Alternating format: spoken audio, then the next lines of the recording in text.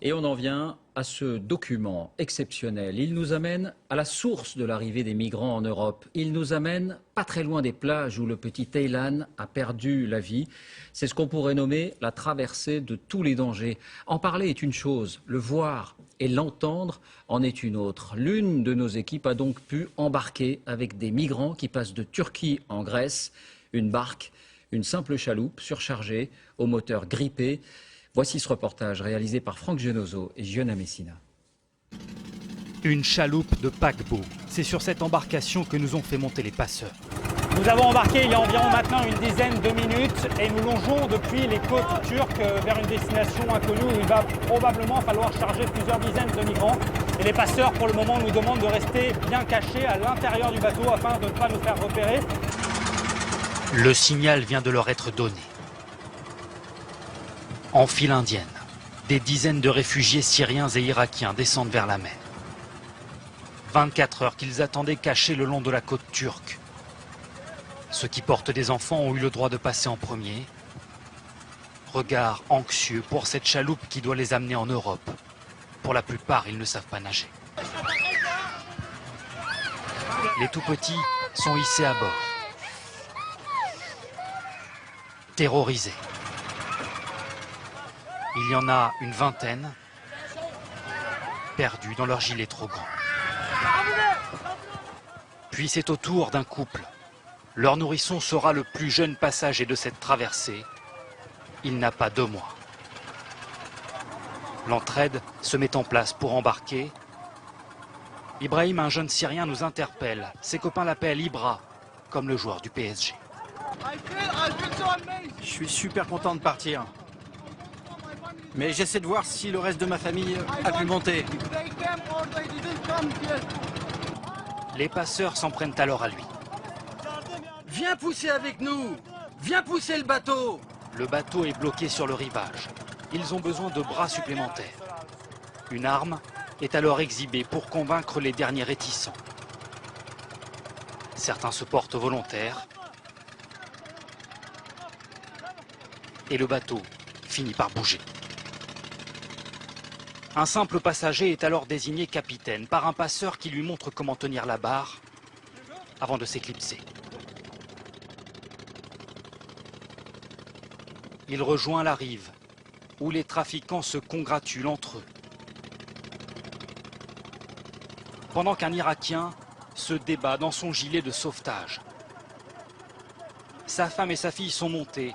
Il réussira à les rejoindre au prix d'un effort désespéré.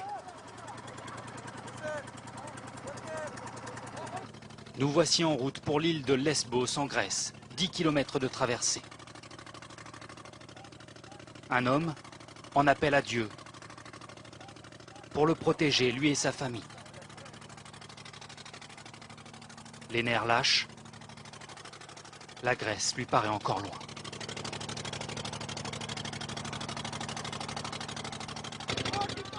Dans 45 minutes, on y sera. Mais autour de nous, personne ou presque n'est rassuré. J'ai dit au capitaine de ne pas aller trop vite, car il vaut mieux avancer doucement et arriver sain et sauf. La mer est belle, mais le moteur ne marche pas très bien. 60 personnes se serrent sur cette vieille chaloupe. 2 000 € par adulte, 1 000 € pour les enfants. La traversée est pénible. Le bruit du moteur écorche les tympans. La fumée et les odeurs de mazout prennent à la gorge. La nuit commence à tomber et sans lumière, le bateau devra naviguer au milieu des cargos.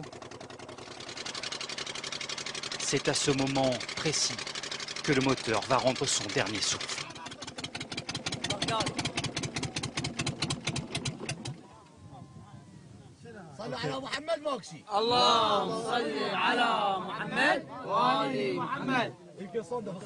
D'abord une prière pour se rassurer, puis l'incompréhension chez les passagers. Le moteur vient de s'arrêter et on se retrouve donc à peu près 2,5 km, 3 km des côtes turques, quasiment sans lumière si ce n'est celle de notre caméra, et on ne voit pas de bateau à l'horizon. Pour l'instant on est bloqué. Plongés dans le noir, le son glaçant des sifflets de gilets de sauvetage. Puis la lumière des téléphones portables pour attirer l'attention d'autres bateaux. Les passeurs ne leur ont laissé aucun numéro d'appel d'urgence. Arrêtez de bouger, sinon on va finir par chavirer.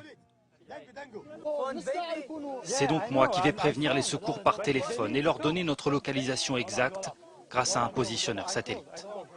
Je les ai appelés, mais il va leur falloir un peu de temps pour arriver, ok? Beaucoup de migrants sont morts ici. C'est pour ça que les gens ont peur. C'est alors qu'apparaît un bateau de pêche grec, dérouté par les gardes-côtes. La mer est de plus en plus forte. Le remorquage s'annonce périlleux. Mon ami, viens par là, viens par là. Laissez-le faire, c'est notre sauveur. À l'aide d'une simple corde, la frêle embarcation va finalement nous ramener vers la Grèce. Vous savez pourquoi on va en Europe? Car chez nous, on se fait tuer par notre gouvernement. Alors que chez vous, quand vous en avez besoin, on vous aide.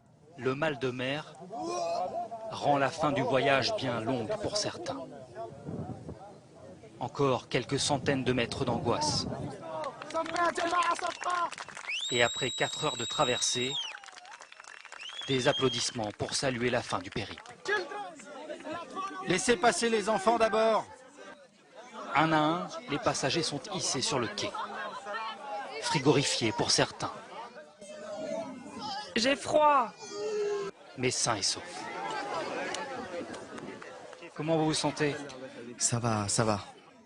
La mer, c'était effrayant. Merci la Grèce, merci. Ibrahim a retrouvé son sourire et ses proches. Vous vous rendez compte que la route est encore longue? Oui, ce sera encore long pour aller en Allemagne. Mais avec cette traversée, nous avons fait le plus dur. Demain, il sera temps de penser à rejoindre Athènes, puis à remonter vers l'Europe du Nord. Mais pour l'heure, les larmes de joie se mêlent à celles de soulagement. Pour ces 60 personnes qui ont risqué leur vie sur les eaux de la mer Égée.